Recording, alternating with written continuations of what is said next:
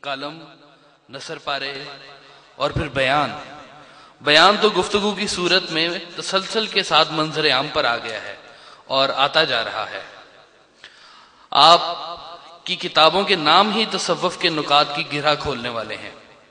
مثلا کس طرح دریا کی صورت بن کر سمندر میں واصل ہوتا ہے، دل کس طرح دریا کی صورت بن کر سمندر میں واصل ہوتا ہے، قطرے میں کلزم کیسے جلوہ گر ہے، کس طرح سورج کرن کرن ہو کر زمین کو فیضیاب کرتا ہے۔ اور یہ بھی تعجب کی بات نہیں کہ آپ کی کتب عالیہ بہت سی خانقاہوں میں تصوف کی تعلیم کے لیے بطور ٹیکسٹ بک ریکمینڈ کی جاتی ہیں۔ واصف مجھے ازل سے ملی منزل ابد، واصف مجھے ازل سے ملی منزل ابد، ہر دور پر محیط ہوں جس زاویے میں ہوں۔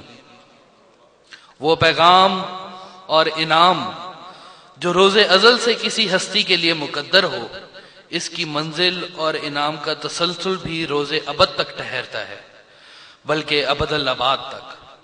یہی وہ ہستیاں ہیں جنہیں دیکھ کر خالق کائنات کے ابدی پیغام خالدین فیہا ابدا کی تفہیم ہوتی ہے۔ جو کوئی بھی زمین سے کاسہ تفکر اٹھاتا ہے، سب سے پہلے اس کی متلاشی نظریں افق پر پڑتی ہیں۔ افق وہ مقام ہے جہاں زمین و آسمان باہم ملے ہوئے معلوم ہوتے ہیں۔ آسمان کی طرف اٹھی ہوئی متلاشی نگاہیں سب سے پہلے افق پر جھلملاتے ہوئے ان ستاروں ہی سے اپنے حصے کے نور کا رزق حاصل کرتی ہیں۔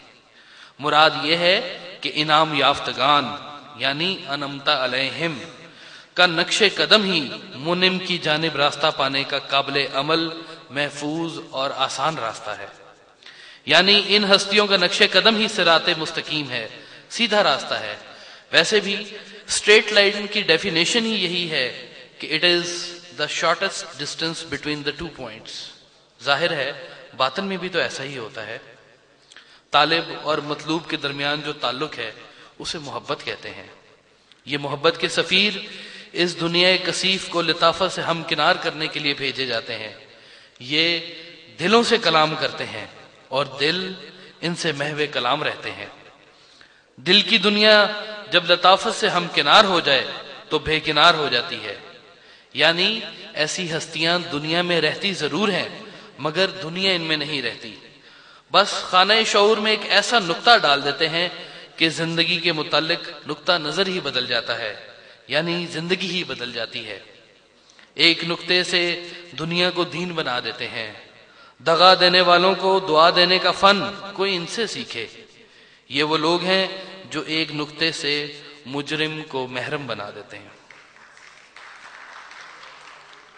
ہم اپنے آپ میں ہی تجھے ڈھونڈتے رہے، ہم اپنے آپ میں ہی تجھے ڈھونڈتے رہے، تیرے مسافروں کا سفر گھر میں کٹ گیا۔ ماشاءاللہ آج اتنے احباب کی سنگت یہاں جمع ہے۔ سوال یہ ہے کہ مرکز کے اندر وہ کیا مقناطیسیت ہے، وہ کیا سوز دروں ہے جس نے مختلف الحال لوگوں کو اس حال میں جمع کر لیا ہے، مختلف الخیال لوگوں کو ہم خیال بنا دیا ہے۔ ایک ہے ساقی لاکھوں میں ہیں پیمانے، سلسلہ وحدت کا یوں کثرت سے جڑا دیکھا ہے۔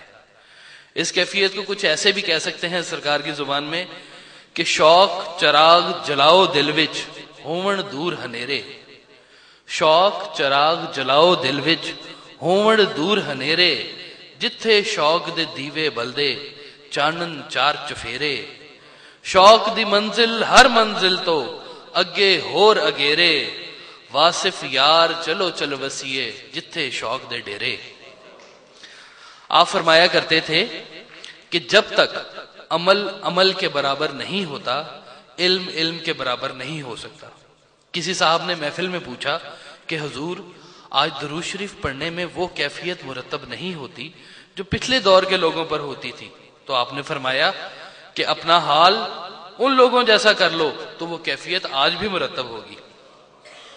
حاضرین محترم، آج ضرورت اس امر کی ہے کہ ہم اپنے آپ کو سرکار کے اقوال کی کسوٹی پر رکھ کر دیکھیں اور سوچیں کہ جب ہم آپ کا یہ کال پڑھتے ہیں کہ معاف کر دو، معاف کر دیے جاؤ گے، تو ہم نے اپنی زندگی میں کتنے لوگوں کو معاف کیا؟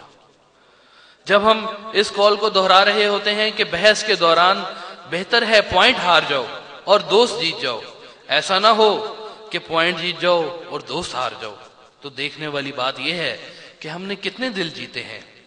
اس کا جواب کسی اور سے لینے کی ضرورت نہیں ہے، خود ہی اندر دیکھنے کی ضرورت ہے۔ مراد یہ ہے کہ علم کو علم کے طور پر سناتے رہنے سے انقلاب نہیں آتا، انقلاب تو ہوتا ہی وہ ہے جو پہلے اپنے قلب میں رونما ہو۔ مدعا یہ ہے کہ جب ہم اس علم کو عمل کی صورت میں وارد کریں گے تب یہ علم ہمارے وجود کا حصہ بنے گا، بصورت دیگر یہ محض یادداشت ہے۔ اور یاد رکھیں، یادداشت کام نہیں آتی، یاد کام آتی ہے۔ آپ کا شعر ہے کہ جس دے دل وچ یاد ہے ساڈی، جس دے دل وچ یاد ہے ساڈی، او دی ساڈی اکو گور۔ آخر میں دعا ہے کہ رب العالمین ہمارے علم کو عمل سے اور عمل کو علم سے تقویت دے اور ہمیں سیدھے راستے یعنی سرکار کے نقش قدم پر چلنے کی توفیق عطا فرما۔